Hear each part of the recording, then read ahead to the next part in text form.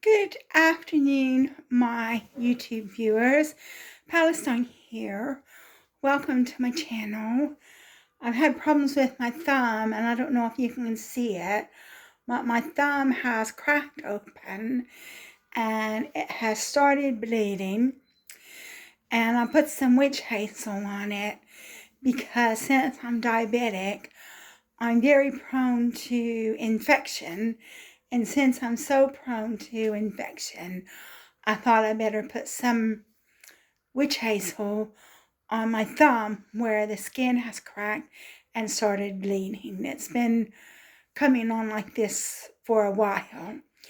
And basically, this is another video that I was not intending to make, but I decided to go ahead and make it because it is relevant to the videos that I've been making about my mother.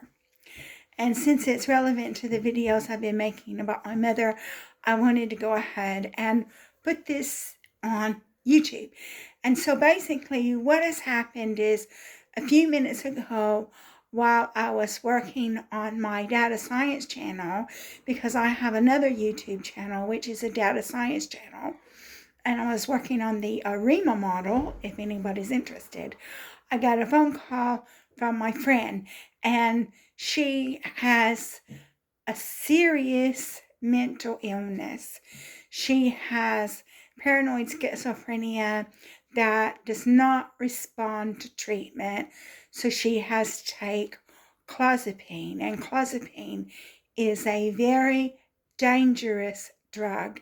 It's so dangerous, in fact, that if you take clozapine, you have to go to the clozapine clinic at the local mental hospital once a month to have blood tests taken, because you can get a blood disease, like a blood poisoning of some kind, from taking clozapine.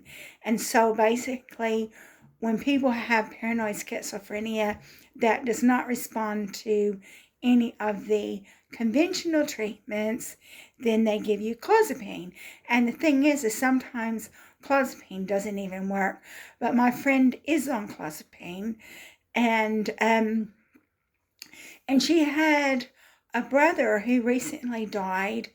He was like definitely a drug addict and alcoholic, and he recently died.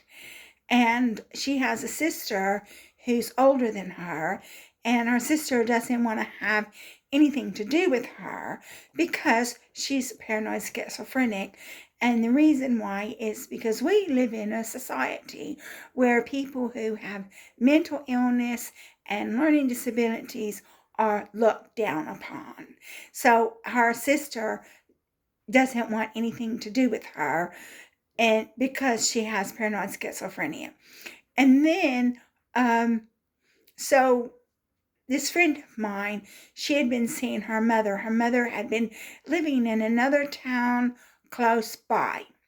And so her mother was quite elderly. Her mother was in her 80s, but her mother was still able to get around. And she'd been living somewhere. And I will say the mother and the father were divorced. The father died as well. The father fell and broke his neck and died, which is interesting because my mother fell and broke her neck, but fortunately she's still alive. But anyway, so my friend's mother was living on her own. She was divorced from the father. The father fell and broke his neck and died. So the mother was living somewhere in some type of government housing for elderly people. And I believe she fell. I don't know all the details, but I believe she fell. And when she fell, they put her in the hospital. And because my friend has paranoid schizophrenia, she didn't want to go see her in the hospital. And to make matters worse, her sister, who doesn't want to have anything to do with her, told her not to see her in the hospital. The hospital was a 10-minute walk from where she's living, so she could have seen her mother. But her sister, who wants nothing to do with her, put her off going to see her mother, told her not to go see her mother. And I would, even though I'm busy, taking care of other people, I would have walked with her to the hospital so she could see her mother. She's living a 10-minute walk from the hospital. So she didn't see her mother. And then what they did was they put her mother in a care home in the west side of town. And I sort of think I know the name of the care home. I've heard of it before. I've heard of other people being in this care home. I know it's in the west side of town. I'm not going to say the town I live in, and I'm not going to say the name of this care home, but I will say it's on the west side of town. But she could have taken a bus. She could have taken a bus to that care home. And then basically her mother was put in a care home. And then basically this sister of my friend was saying, oh, we'll give her a few weeks and then you'll be able to go see her. So the sister kept putting my friend off seeing her mother. And then so basically the mother didn't want to be in a care home. She had previously been in some place for elderly people, and then she'd moved to someplace else, which was in another town, but it was really close for elderly people. She fell, was put in the hospital, and then they moved her in a care home in the town that we live in. And then so basically my friend could have taken the bus to go see her. Well, I just got a telephone call from my friend, and she said that her mother has passed away. Basically, they put the mother in this care home.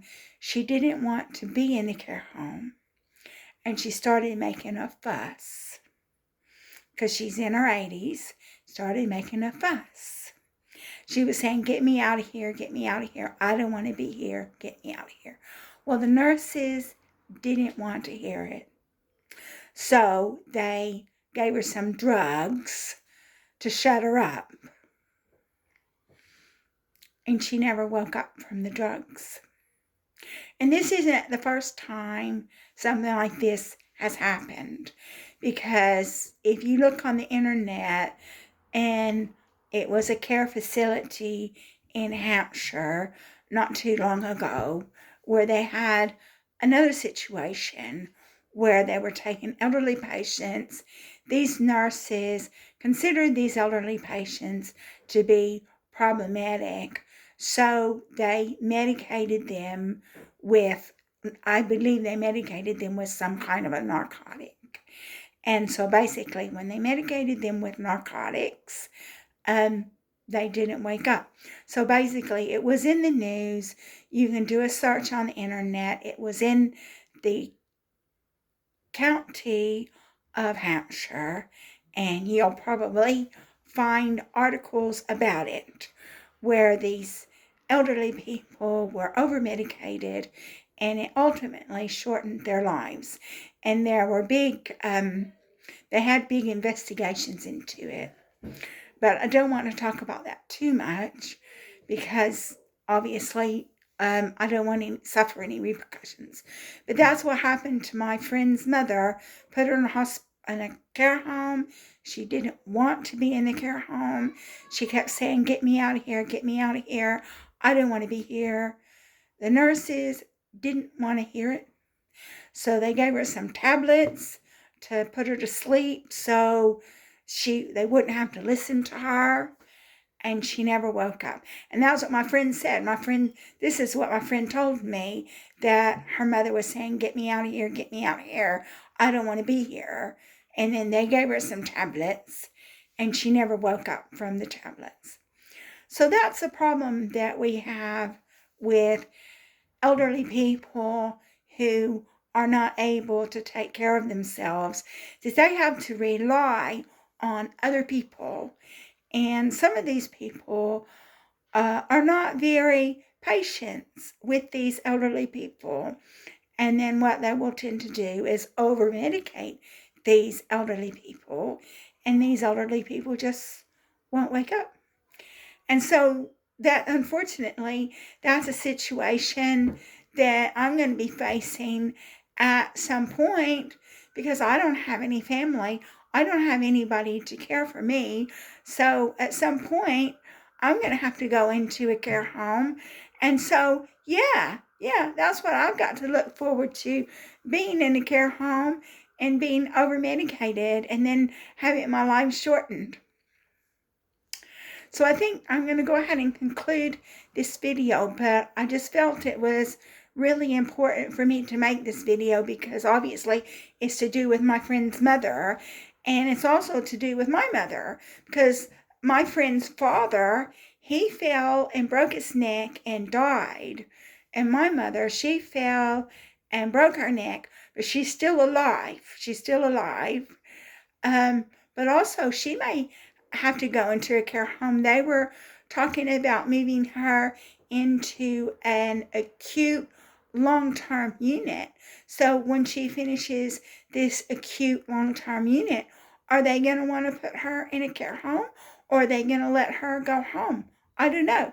If they put her in a care home, she may suffer the same fate as my friend's mother. You never know. So that concludes this video. I want to make some more videos about my mother's health, but today's been a pretty bad day for me because when I found out that somebody that I didn't know very well is causing problems in my relationship. And so I made 2 videos about that. And then I made a data science video. So I do have a data science channel called Crystal X if you're interested in data science. And then I was going to make another video talking about my mother's health and my mother's progress. But then I just found out that my friend's mother had died, and I thought, oh well, I need to make a video about that. So thank you again for watching my video. If you like my video, please like and subscribe. And it means a lot to me that you watch my videos. I'll be communicating with you soon.